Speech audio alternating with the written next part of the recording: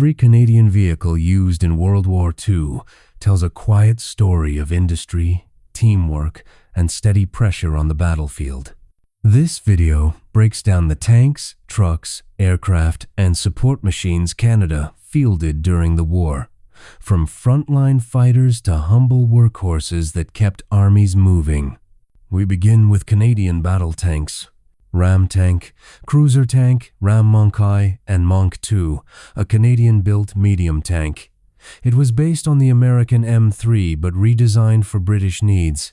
The Ram trained crews in Canada and Britain and later served as a base for many support vehicles, though it never fought as a gun tank. WWII, cruiser tank Grizzly, a Canadian version of the Sherman.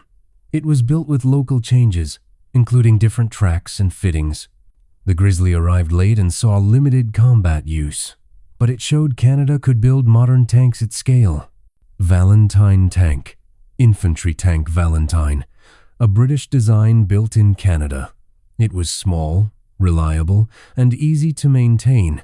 Many Canadian-built Valentines served with Allied forces, including in the Soviet Union, though its cramped interior was a known weakness.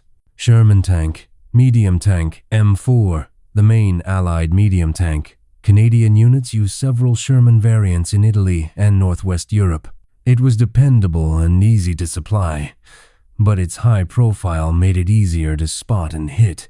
Stuart tank, light tank M3 and M5, a fast reconnaissance tank.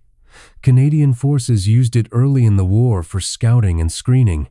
It was nimble and quick, but its light armor and small gun limited its combat role. Next, tank destroyers and assault guns. Achilles, self-propelled 17-pounder, a British-modified American tank destroyer. Canadian units used it in Europe to counter heavy German armor. Its powerful gun was effective, but thin armor left crews exposed. Archer, self-propelled 17-pounder Archer, a low-profile ambush vehicle. Canadians operated it late in the war. Its rear-facing gun allowed quick retreat after firing, but it required careful handling and planning. Now, self-propelled artillery. Sexton, self-propelled gun Sexton, a Canadian-designed artillery vehicle. It mounted a 25-pounder gun on a tank chassis. The Sexton gave mobile fire support and became one of Canada's most successful armored designs. Priest, self-propelled gun M7 Priest, an American-built SPG. Canadian units used it early in Italy. It delivered strong fire support, though its height made concealment harder on open ground. Moving on to armored cars and carriers. Universal Carrier, often called the Bren Gun Carrier, is a small, tracked utility vehicle. Built in large numbers in Canada, it carried troops, weapons, and supplies. It was versatile and reliable, but offered little protection. Fox Armored Car. Fox 1, a Canadian-designed wheeled scout vehicle. It was used mainly for training and home defense. The Fox was fast on roads, but its light armor limited frontline use.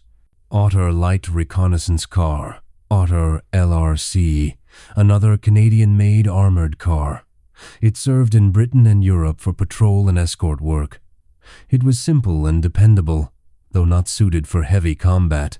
Humber Armored Car, Humber Mike 4, a British design used by Canadian units.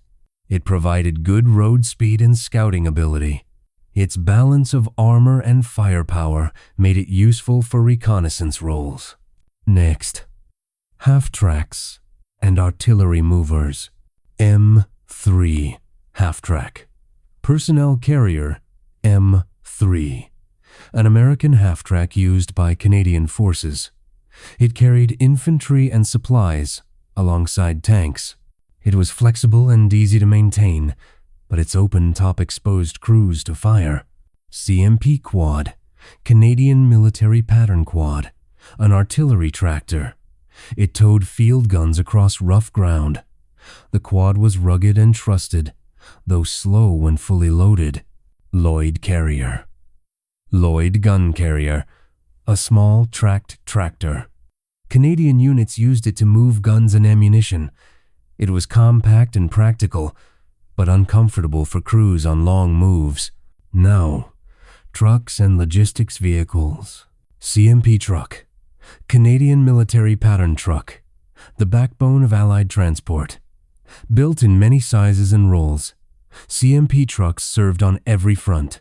They were simple, tough, and easy to fix, even in harsh conditions.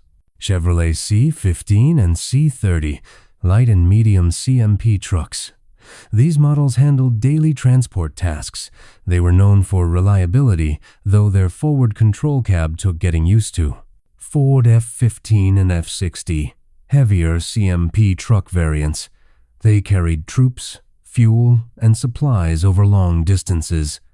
Their strength was load capacity, but fuel use was high. Next, staff cars and motorcycles. Ford and Chevrolet staff cars, command and liaison vehicles. Canadian officers used them for movement and coordination. They were fast and comfortable on roads, but vulnerable off-road or under fire. Norton 16H motorcycle, a British military motorcycle used by Canadians. It served for messages and escort duty. The bike was sturdy and easy to ride, though riders faced high risk in combat zones. Harley-Davidson WLA, an American motorcycle, also used by Canadian forces. It handled rough roads well and was easy to maintain. Like all motorcycles, it offered speed but no protection. Now we move to fighter aircraft. Hawker Hurricane, single-seat fighter. Canadian pilots flew Hurricanes in the Battle of Britain and beyond. It was stable and tough, though slower than later fighters. Supermarine Spitfire, a famous British fighter flown by Canadians. It offered excellent speed and handling. The Spitfire was strong in air combat, but required careful maintenance. Curtiss P-40 Kitty Hawk, a rugged fighter used by Canadian squadrons. It performed well at low altitude and in harsh climates. Its strength was durability, though it struggled at high altitude. Next, bombers. Avro Lancaster, a heavy bomber built in Canada by Victory Aircraft. Canadian-built Lancasters flew with Bomber Command. The aircraft carried heavy loads, but missions were dangerous and losses were high. Handley Page Halifax, another heavy bomber used by Canadian crews. It played a major role in night bombing campaigns. The Halifax was reliable, though some early versions had handling issues. Vickers Wellington, a medium bomber flown early in the war. Canadians used it for training and combat. Its fabric-covered frame absorbed damage well, but limited later upgrades. Now, transport and patrol aircraft. Douglas C-47 Dakota, military transport aircraft. Canadian units used it to move troops and supplies. It was dependable and versatile, becoming one of the most important planes of the war. Nordøy Norseman, a Canadian-built utility aircraft. It served in transport and patrol roles. The Norseman handled rough airstrips well, but had limited speed. Consolidated PBY Canso, long-range patrol flying boat.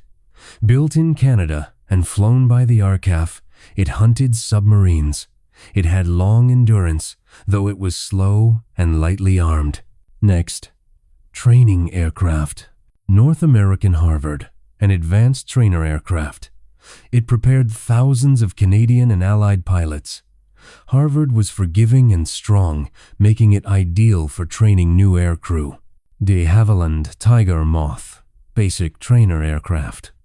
Used widely across Canada, it introduced pilots to flying. It was simple and light, but not suited for harsh weather. Finally, Airborne Support.